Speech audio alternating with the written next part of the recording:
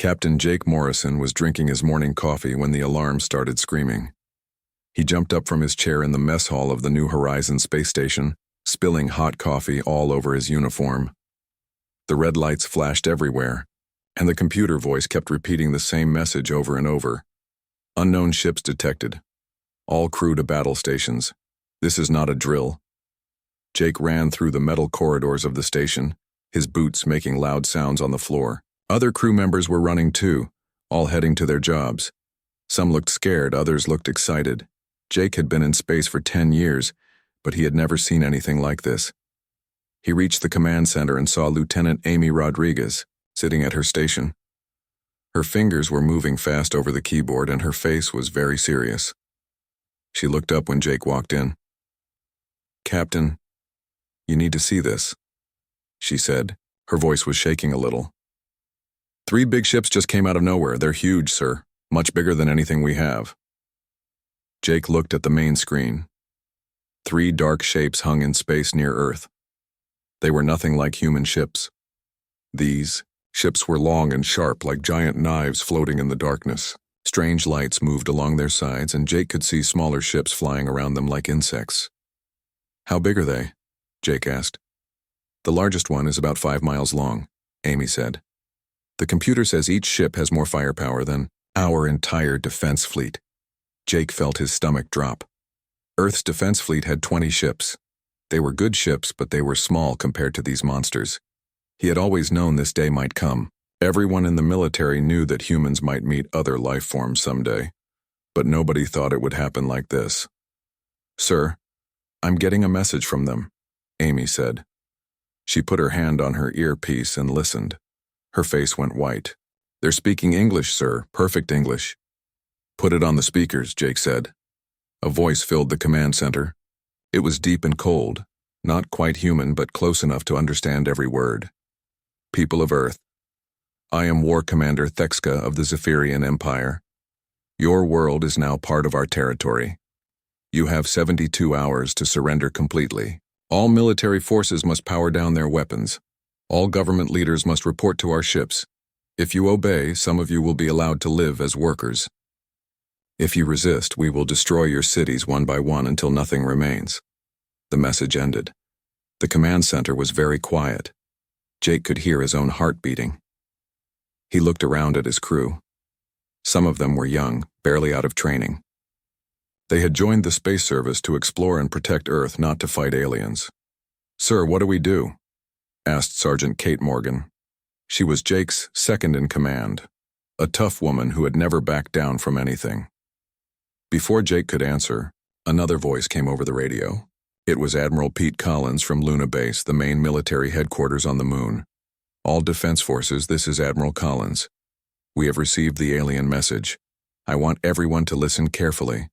These aliens think they can just take our planet because they have bigger ships. They think we will be scared and give up without a fight. They are wrong." Jake smiled a little. Admiral Collins was old, but he was the kind of man who would fight until his last breath. "We are implementing Protocol Defiance," the Admiral continued. "This means we do not surrender. We do not give up. We fight with everything we have. Earth is our home, and nobody takes our home from us." The crew in the command center stood up straighter. Jake saw the fear in their eyes change to something else. Anger. Determination. "Amy, get me a line to all the other defense stations," Jake said. Amy worked at her controls. "You're connected to everyone, sir." Jake picked up the microphone. He had never given a speech to so many people before, but he knew what he had to say. "This is Captain Morrison of New Horizons Station. I know you all heard the alien message. I know some of you are scared. I'm scared too. But I want you to remember something. Our families are down there on Earth. Our friends, our children, our parents. These aliens want to make them all slaves. They want to destroy our cities and kill anyone who fights back." He paused and looked out the window at Earth. The blue and green planet looked so peaceful from up here. It was hard to believe that alien warships were hanging in space just a few hundred miles away. "We might not have ships as big as theirs," Jake continued. "We might not have weapons as powerful as theirs, but we have something they don't understand. We have the will to fight for our freedom. We have the courage to protect our home. And we have each other. The radio crackled with voices from other stations. People were agreeing, promising to fight, saying they would never surrender. Dr. Lisa Hayes walked into the command center. She was the station's science officer, a smart woman who studied space and alien life. She had been listening to the alien communications, trying to learn about their technology. "Captain, I've been analyzing their signals," she said. "These Zephyrians have done this before. Many times. I found records of 17 other worlds they have conquered. Every single time the planets surrendered within a few days." "Why?" Jake asked. "Because the aliens always win quickly," Lisa explained. "They show up with massive ships, make threats, and the people give up. They've never had to fight a real war, they just scare everyone into surrendering." Kate Morgan stepped forward. "So they don't know how to fight someone who fights back?" "Exactly," Lisa said. "Their whole strategy depends on fear. They expect us to be afraid and give up." Jake looked at his crew. These people were afraid, but they weren't giving up. He thought about all the humans down on Earth. Farmers, teachers, children, old people. They were all counting on the defense forces to protect them. "Amy, send a message back to the aliens," Jake said. "What should I tell them, sir?" Jake smiled.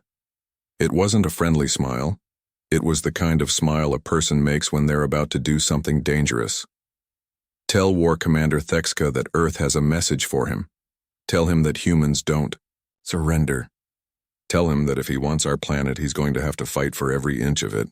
And tell him that he picked the wrong species to mess with." Amy sent the message. Then she looked at Jake with worry in her eyes. "Sir, do you really think we can win?" Jake looked out at the alien ships again. They were scary, but they were just machines. The people who built them had never met humans before. They didn't know what humans could do when they were fighting for their families and their freedom. "I don't know if we can win," Jake said honestly, "but I know we're going to try, and I know that before this is over, those aliens are going to learn something about humans that they never expected." The 72-hour countdown had begun. The 72 hours passed like a bad dream. War Commander Thexka waited for Earth's surrender message, but it never came. Instead, he received reports that made him angry and confused. Human ships were moving in strange patterns. Their military bases were going dark, then appearing in new locations. Nothing was happening the way it should. "Begin the bombardment," Thexka ordered his weapons officer. "Target their major cities first. When they see their buildings burning, they will beg for mercy." The first alien energy beams struck Earth like lightning from space. New York, London, Tokyo, and Moscow all came under attack. The massive energy weapons could destroy entire city blocks in seconds. Thexka watched the destruction on his screens and smiled. This was how conquest always worked. But something was wrong. The cities were not full of screaming people running in panic. Most of the buildings were empty. Evacuation sirens had been ringing for 3 days, and the humans had moved millions of people to safety. When the alien weapons hit, they destroyed empty concrete and steel. Not the crowds of terrified civilians that Thexka expected to see. Down on Earth, Sergeant Kate Morgan crouched behind a pile of broken concrete in what used to be downtown Chicago. She spoke quietly into her radio, coordinating with resistance fighters all over the city. The aliens had destroyed the tall buildings, but they had not destroyed the human spirit. "Team 3, what's your position?" she whispered. "We're in the subway tunnels under State Street," came the reply. "The aliens landed troops 2 blocks north of us. They're moving in formation just like you said they would." Kate smiled grimly. The humans had been watching alien military videos that Dr. Lisa Hayes had intercepted. The Zephyrians always fought the same way. They formed neat lines, advanced slowly, and expected their enemies to run away. They had never fought guerrilla warfare before. "Wait until they're right over your position, then hit them from below," Kate ordered. "Remember, aim for their leg joints, their armor is weaker there." High above Earth, Captain Jake Morrison was having problems of his own. His space station had been destroyed in the first alien attack. At least that's what the aliens thought. The real New Horizons station was hidden behind an old satellite that nobody used anymore. Chief Engineer Dan Parker had been working for 3 days straight to modify their weapons. "Captain, the power coupling is ready," Dan reported. His clothes were dirty, and his face was covered in grease, but his eyes were bright with excitement. "I've connected our main reactor directly to the railguns. We'll only get 3 shots before the system overloads, but each shot will hit with 10 times our normal power." Jake nodded. 3 shots against hundreds of alien ships didn't sound like much, but it was better than nothing. Every small victory counted in this fight. "Pick your targets carefully, Dan. We need to make each shot hurt them as much as possible." On Luna Base, Admiral Pete Collins was running the war from a command center buried deep underground. His staff worked around the clock, coordinating attacks from all over the solar system.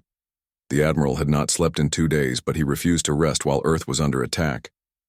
"Sir, we're getting reports from the surface," said Major Beth Taylor, his intelligence officer. "The alien ground troops are having trouble in the cities. Our people are using hit-and-run tactics. The aliens can't seem to adapt to urban warfare." Collins studied the tactical displays.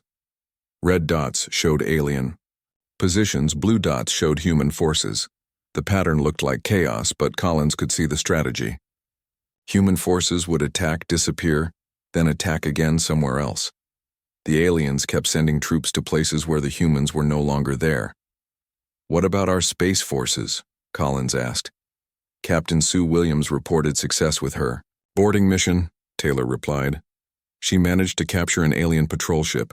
Dr. Kevin Ross is studying their technology right now." Collins felt a moment of hope. Every piece of alien technology they captured was a chance to learn their weaknesses. In a secret laboratory hidden inside an asteroid, Dr. Ross worked frantically to understand Zephyrian technology. The alien patrol ship was small, but it was packed with advanced equipment. What he discovered changed everything. "Their shields are amazing against energy weapons," he reported to Collins over a secure channel.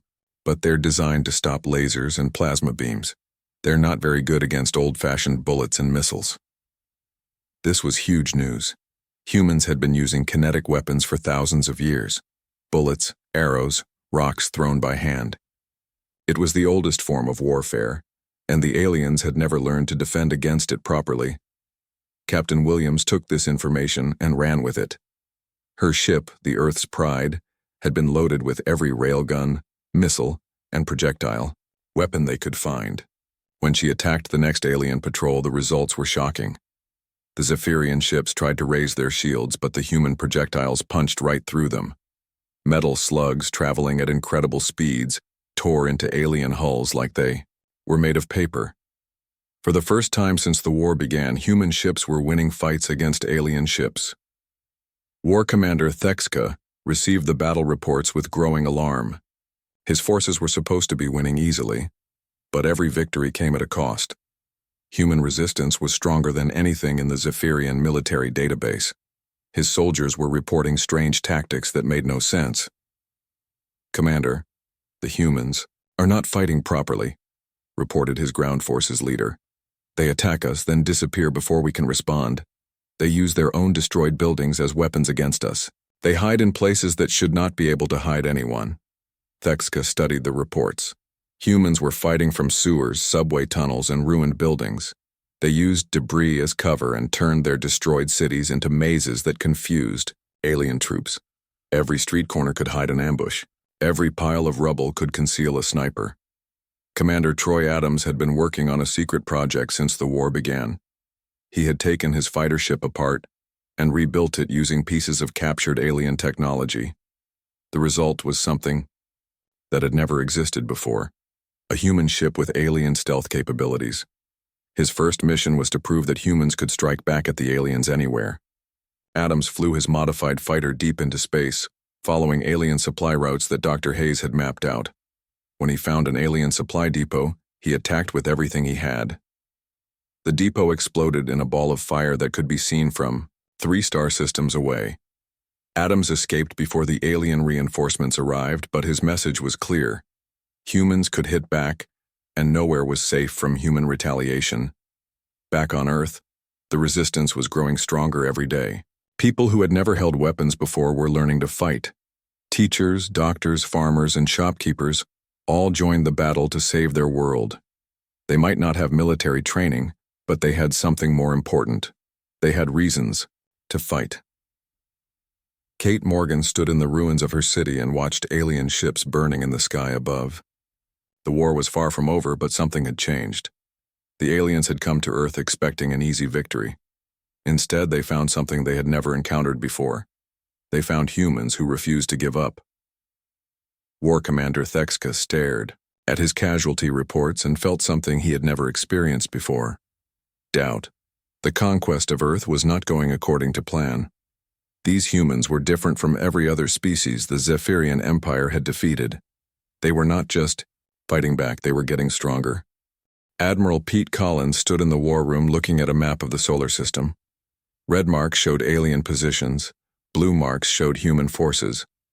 For the first time since the war began, there were more blue marks than red marks in some areas. The tide was slowly turning. "Launch Operation Redemption," Collins ordered. Lieutenant Colonel Mike Turner had been waiting for this moment. He commanded a mixed force of regular soldiers and civilian volunteers who had learned to fight during the invasion. His mission was simple but dangerous: attack the largest alien ground base and prove that humans could take the fight to the enemy. Turner's forces moved through the ruins of Detroit at dawn. The aliens had built their base in the center of the city, thinking the open ground would give them a clear view of any attack. They were wrong. Humans had spent weeks digging tunnels and preparing hidden routes through the destroyed buildings. "Remember," Turner whispered into his radio as his troops got into position, "we hit fast and hard, then disappear before they can organize a counterattack. Use the rubble for cover and watch each other's backs." The attack began with explosions all around the alien base. Human fighters had hidden bombs in the wreckage days earlier, and now they all went off at once. The aliens rushed to their battle stations, but they couldn't see where the attack was coming from. Turner's soldiers appeared from everywhere, from manholes, from behind broken walls, from inside burned-out cars. They used weapons that the aliens didn't understand. Some carried alien energy rifles they had captured.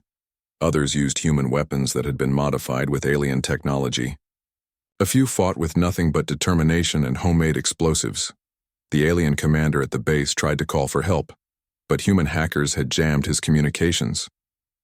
Dr. Kevin Ross had learned how to disrupt alien signals by studying their captured technology.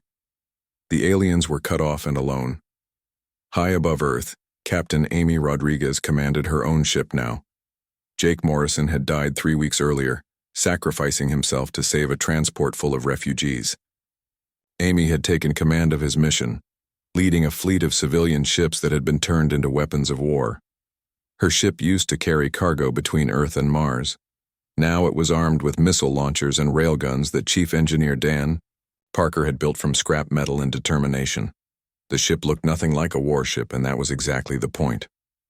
"All civilian vessels, this is Rodriguez," she spoke into her radio. "The alien mothership thinks we're just refugees, trying to escape. Let's show them how wrong they are." The Zephyrian mothership was enormous, bigger than some space stations. War Commander Thexka commanded the invasion from its bridge, surrounded by displays showing the battle for Earth. He watched Amy's ragtag fleet approach and dismissed them as unimportant. "Destroy those fleeing ships," he ordered casually. "We cannot allow any humans to escape and warn other worlds." But when his weapons fired at the human ships, something unexpected happened. The ships scattered in all directions, moving in patterns that seemed random, but were actually carefully planned. Some ships were destroyed, but others got through the alien defensive fire and reached the mothership. Amy's ship rammed directly into the alien vessel's side. The impact tore a massive hole in the hull, but Amy had planned for this. Her ship was packed with every explosive device that human engineers could build. When it detonated, the explosion shook the entire mothership. Down in her laboratory, Dr. Lisa Hayes made a discovery that changed everything. She had been studying alien psychology by analyzing their communications and behavior patterns. What she found was shocking. "Admiral, the Zephyrian Empire is starting to panic," she reported to Collins. "I'm intercepting messages from their other Territories. Word about Earth's resistance is spreading and it's causing problems throughout their empire. Collins leaned forward with interest. What kind of problems? Rebellions, Hayes said with excitement in her voice. Species that the Zephyrians conquered years ago are starting to fight back. They're copying our tactics and using our example to inspire their own resistance movements. This was bigger than anyone had imagined. Earth's fight for freedom was inspiring an entire galaxy. Commander Troy Adams had been busy since his successful attack on the alien supply depot. His modified fighter could now travel through alien hyperspace routes without being detected. He used this ability to strike at targets throughout the Zephyrian Empire. His latest mission took him to a Zephyrian military academy, 3 star systems away. The aliens trained their officers here, teaching them the standard conquest procedures that had worked on 17 different worlds. Adams decided to give them a new lesson. He attacked during a graduation ceremony when hundreds of future Zephyrian commanders were gathered in one place. His ship appeared in the middle of their formation, fired every weapon it had, then disappeared before they could respond. The message was clear. Nowhere in the galaxy was safe from human revenge.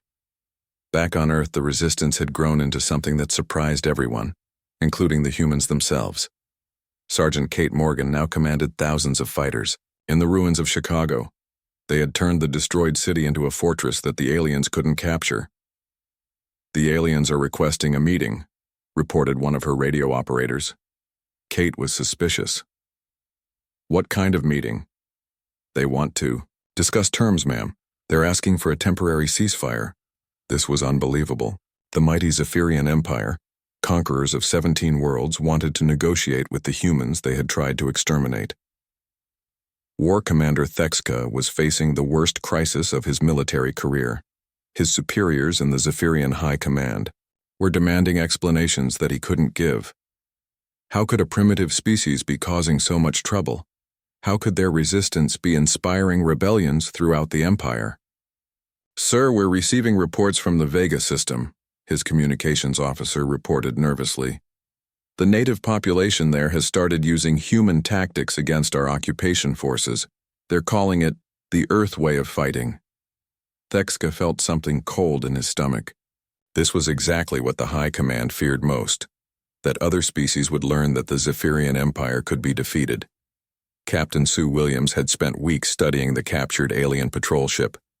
She had learned to fly it, to use its weapons, and to understand its systems. Now she was ready for her most daring mission yet. She flew the stolen alien ship directly to the Zephyrian fleet's main formation. The other alien ships recognized her vessel as one of their own and didn't shoot. Williams got close enough to scan their defenses and communication systems before anyone realized what was happening. When the aliens finally discovered the deception, Williams was already escaping with intelligence that would help the human fleet plan their next attack. But more importantly, she had proven something that terrified the Zephyrians. Humans could blend in, strike from within, and disappear like ghosts. Dr. Ross had been working around the clock to mass-produce hybrid weapons that combined human and alien technology. His factories, hidden in caves and abandoned buildings, turned out devices that neither species could have built alone. The weapons were given to resistance fighters all over Earth. A farmer in Kansas used an alien energy rifle powered by a car battery to shoot down a Zephyrian patrol ship. A teacher in Tokyo built a bomb from alien components and household chemicals that destroyed an entire alien command post. War Commander Thexka stared at the casualty reports and felt something he had never experienced in his long military career. Fear. Not fear of death, but fear of failure. The conquest of Earth was supposed to take a few days. Instead, it had been months, and the situation was getting worse every day. His own soldiers were starting to ask questions. Why was this war taking so long? Why were humans so different from every other species they had conquered? Some of his officers were quietly suggesting that maybe Earth wasn't worth the cost. The final shock came when Thexka received a message from the human resistance. It wasn't a plea for mercy or an offer to surrender. Instead, it was a warning. "This is Admiral Collins of the United Earth Defense Force," the message said. "We know you're listening, Thexka. We want you to understand something. Earth is just the beginning. We're coming for every world you've conquered. We're going to free every species you've enslaved. And we're going to teach the galaxy that bullies, like you, can be beaten." For the first time in Zephyrian history, a conquered world was threatening to conquer them back. The final battle began when Supreme War leader Zextar arrived at Earth with the largest fleet the Zephyrian Empire had ever assembled. 500 warships filled the space around Earth like a swarm of angry insects. Zextar had come to finish what War Commander Thexka had failed to do. "This ends today," Zextar announced to his fleet commanders. "We will use overwhelming force to crush these humans once and for all. No more games, no more delays. We will burn their world to ash and scatter their remains across space." Admiral Pete Collins watched the alien fleet arrive from his hidden command center in the asteroid belt. The odds were impossible. 500 alien ships against maybe 50 human vessels. But Collins had learned something important during the Long War. Numbers didn't always win battles. Will and determination could overcome any disadvantage. "All ships, this is Collins," he broadcast to the human fleet. "Today we fight not just for Earth, but for every world that has ever been conquered by these bullies. Today we show the galaxy that freedom is stronger than fear." Captain Ann Foster commanded a cargo ship that had been converted into a warship. Her crew was mostly volunteers, mechanics, farmers, teachers, and shop owners who had learned to fight. They had no military training, but they had something more valuable. They had reasons to fight that the aliens could never understand. "Remember," she told her crew over the intercom, "we're not trying to win a fair fight. We're trying to survive and make them pay for every inch. Fight smart, fight dirty, and fight for each other." Commander Jeff Brooks flew a fighter that had been built from parts of 3 different ships. It looked like junk held together with tape and prayer, but Dr. Kevin Ross had packed it with the most advanced hybrid technology anyone had ever seen. The ship could think faster than any alien computer and react quicker than any trained pilot. The battle started when the alien fleet moved toward Earth in perfect formation. They expected the human ships to meet them in traditional space combat, warship against warship. Instead, the humans did something that confused everyone, including themselves. All the human ships suddenly started acting like one giant organism. Dr. Ross had connected every vessel through quantum communication links that allowed them to share information instantly. When one ship detected an enemy, every ship knew about it immediately. When one pilot had an idea, every pilot could use it. The alien fleet found itself fighting not 50 separate ships, but one massive mind that controlled 50 bodies. The humans moved in patterns that seemed impossible to predict, because they were constantly changing their strategy based on what every ship was learning. Supreme War leader Zextar watched his formation being torn apart by ships that shouldn't have been able to coordinate so well. "How are they doing this?" he demanded. "Their communication systems should have delays. Ships cannot react that quickly to new information." But humans had solved that problem by thinking like humans instead of like aliens. Instead of using a central command structure like the Zephyrians, they had created a network where every ship was both leader and follower at the same time. Captain Sue Williams had volunteered for the most dangerous mission of the war. Her ship was loaded with every explosive device that human engineers could build. Her job was to break through the alien defensive line and create an opening for the rest of the fleet. "This is Williams," she broadcast to the human fleet. "I'm going in. Make this count." Her ship accelerated toward the center of the alien formation, dodging energy beams and missile salvos. The aliens concentrated their fire on her, trying to stop what they thought was a desperate suicide attack. They were right about the suicide part, but wrong about the desperate part. Williams' ship exploded in the middle of the alien fleet with the force of a small nuclear weapon. The blast destroyed 12 alien ships and damaged dozens more. But, more importantly, it created a gap in their formation that the human fleet poured through like water through a broken dam. Lieutenant Colonel Mike Turner was fighting the ground battle of his life. Alien reinforcements had landed all over Earth, trying to capture the planet's major cities. Turner's mixed force of soldiers and civilians met them in the ruins of New York, turning every street into a battlefield. "They're still fighting like they're on parade," Turner reported to Admiral Collins. "They form neat lines and advance slowly. They don't understand urban warfare at all." Turner's people used every trick they had learned during months of resistance fighting. They attacked from sewers, from rooftops, from inside buildings that looked empty but were full of fighters. The aliens had superior weapons and armor, but the humans had superior knowledge of how to use the terrain. In space, the battle was reaching its climax. The human fleet had lost half its ships, but they had damaged the alien fleet so badly that Supreme War Leader Zextar was considering retreat. That's when he received the news that changed everything. "Sir, we're getting reports from across the Empire," his communications officer said with panic in his voice. "Rebellions have started on 15 different worlds. The local populations are using human tactics. They're calling it the Earth Liberation Method." Zextar felt his command structure crumbling around him. The war for Earth had become something much bigger and more dangerous. It had become a symbol that was inspiring the entire galaxy to fight back against Zephyrian rule. Dr. Lisa Hayes intercepted the alien communications from her laboratory and immediately sent the information to Admiral Collins. "Sir, their empire is falling apart. Other species saw us fighting back and decided they could do it too. The aliens are facing rebellions everywhere." Collins smiled grimly. This was better than any military victory. Earth's example had shown the galaxy that the Zephyrian Empire could be defeated. War Commander Thexka, who had started this war with such confidence, now faced the complete collapse of everything he had believed. His own officers were questioning orders. His soldiers were afraid to fight. Reports kept coming in of entire star systems declaring independence from the Empire. Commander Troy Adams flew his modified fighter through the chaos of the space battle, striking at alien command ships and communication relays. His mission was to make sure the aliens couldn't coordinate their retreat effectively.